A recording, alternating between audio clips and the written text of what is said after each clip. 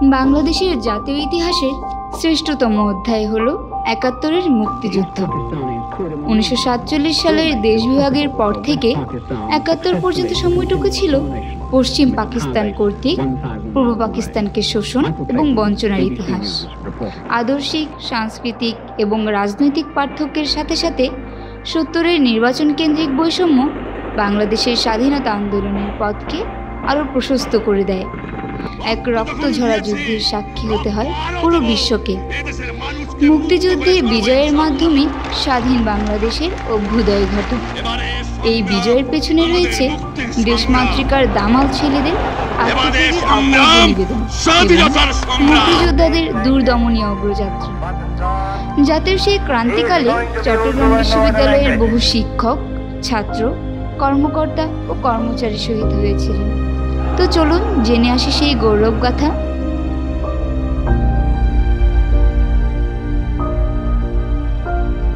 শহীদ খন্দকার এহসানুল হক আনসারি।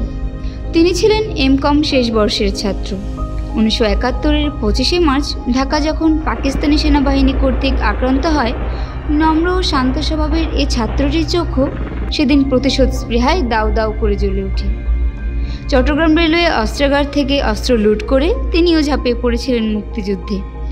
তিনি রাতের বেলায় মোমের আলোয় BBC, Akashvani, voice of America সহ বিভিন্ন বেতারের সংবাদ শুনে মুক্তিযুদ্ধের বুলেটিন তৈরি করতেন এবং তা স্বাধীন বাংলা বেতার কেন্দ্রে নিয়ে যেতেন। ৭ই এপ্রিল পাক বাহিনীরা তাকে বাসভবন থেকে অপহরণ করে নিয়ে যায়। সেই থেকে তিনি আর গৃহে ফেরেননি। শহীদ আব্দুর রব। তিনি ছিলেন চট্টগ্রাম বিশ্ববিদ্যালয় কেন্দ্রীয় ছাত্র সংসদের তৎকালীন সাধারণ সম্পাদক। বঙ্গবন্ধুর ৭ই মার্চের ভাষণের পরদিনই এই সাহসী তরুণের উদ্যোগে চট্টগ্রামের সংস্কৃতি কর্মী সহ সকল পর্যায়ের সমাজসেবী ও বুদ্ধিজীবীরা ঐক্যবদ্ধ হন। শহীদ আব্দুর রব প্রশিক্ষণার্থী মুক্তিযোদ্ধাদের ভারতে পৌঁছে দেবার মতো ঝুঁকিপূর্ণ দায়িত্ব পালন করতেন। ৭১-এর ১৩ এপ্রিল এরূপ একটি দলকে জিপে করে রামগড় পৌঁছে দেবার পথে পাক বাহিনীর অ্যাম্বুশে পড়ে চট্টগ্রাম ইঞ্জিনিয়ারিং কলেজের সন্নিকটে শহীদ হন তিনি। চট্টগ্রাম বিশ্ববিদ্যালয় তার গুরুত্বপূর্ণ স্মৃতিকে ধরে রাখার জন্য তার নামে একটি হল প্রতিষ্ঠা করেছে এবং একটি সড়কের নামকরণও করেছে। শহীদ ফরহাদ উদ্দৌলা। কৃতি খেলোয়াড় হিসেবে পরিচিত ছিলেন ইতিহাস বিভাগের মাস্টার্সের ছাত্র ফরহাদ। মুক্তিযুদ্ধ চলাকালে তিনি চট্টগ্রাম বিশ্ববিদ্যালয়ের আলাউল হলের মুক্তিযোদ্ধা ক্যাম্পে ৩১শে মার্চ পর্যন্ত কাজ করেছিলেন। এরপর মুক্তিযোদ্ধাদের সংগঠিত করার দায়িত্ব নিয়ে কক্সবাজারের দিকে অগ্রসর হন। সেখানে পাক বাহিনীর দালালদের সাথে সম্মুখ সংঘর্ষে তিনি ধরা পড়েন। পরে সেখান থেকে বেঁচে গিয়ে এক মসজিদে আশ্রয় নিলেও শেষ রক্ষা হয়নি। পাক সেনারা তাকে ট্রেনে হিঁচড়ে বাঁকখালী নদীর তীরে নিয়ে ৬ মে নির্মমভাবে শহীদ করেন। শহীদ অবনীমোহন দত্ত। অবনীমোহন দত্ত ছিলেন দর্শন বিষয়ের খণ্ডকালীন শিক্ষক। যদিও তিনি যুদ্ধের জন্য অস্ত্র হাতে তুলে নেননি, কিন্তু স্বদেশকে শত্রুমুক্ত করার লড়াইয়ে আত্মনিবেদিত বাঙালি সেনাদের জন্য নিজ গৃহ থেকে খাবারের যোগান দিতেন।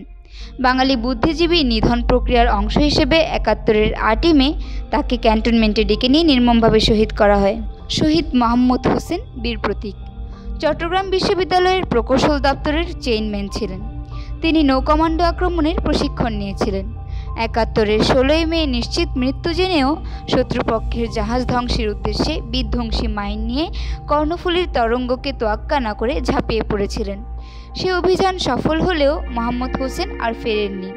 ১৪ সেপ্টেম্বর বহির্নোঙ্গর এলাকায় তার লাশ ভেসে উঠেছিল। ১৯৭১-এর মুক্তিযুদ্ধে বীরত্বপূর্ণ অবদানের জন্য তাকে বীর প্রতীক খেতাব দেওয়া হয়। শহীদ আবুল মনসুর। তিনি ছিলেন রাষ্ট্রবিজ্ঞান বিভাগের মাস্টার্সের ছাত্র। ১৯৬৯-এর গণ অভ্যুত্থানের পর থেকে আবুল মনসুর ছিলেন একজন সক্রিয় সংগ্রামী। যুদ্ধ চলাকালে মুক্তিবাহিনী সংগঠনের দায়িত্ব পালন করেছিলেন। এছাড়া ভারত থেকে প্রশিক্ষণ নিয়ে আসা যোদ্ধাদের ব্যবস্থাপনা ও মুক্তিযোদ্ধাদের বিভিন্ন গ্রুপের মধ্যে সংযোগ স্থাপন করার দায়িত্ব পালন করতেন। তিনি বিজয় দেখে যেতে পারেননি। ৭১-এর ২৩ নভেম্বর আলবদর বাহিনীর সদস্যদের বর্বরোচিত নির্যাতনে তিনি শহীদ হন। শহীদ নাজিমউদ্দিন খান। তিনি ছিলেন অর্থনীতি বিভাগের ছাত্র। পরাধীনতার শৃঙ্খল থেকে দেশকে মুক্ত করার স্বপ্ন নিয়ে যুদ্ধে ঝাঁপিয়ে পড়েন তিনি। দেশ পরাধীনতার শৃঙ্খল থেকে মুক্ত হলেও দেখে যাওয়ার সুযোগ পাননি। আজ আমরা স্বাধীন বাংলাদেশ পেয়েছি, কিন্তু বিনিময়ে হারিয়েছি জাতির বহু সূর্য সন্তানদের। আমাদের স্বাধীনতার বয়স এখন 48। এ সময়কাল একটি স্বাধীন জাতির বেড়ে উঠবার জন্য অনেক, কিন্তু সময়ের বিবেচনায় আমরা আজও পিছিয়ে আছি।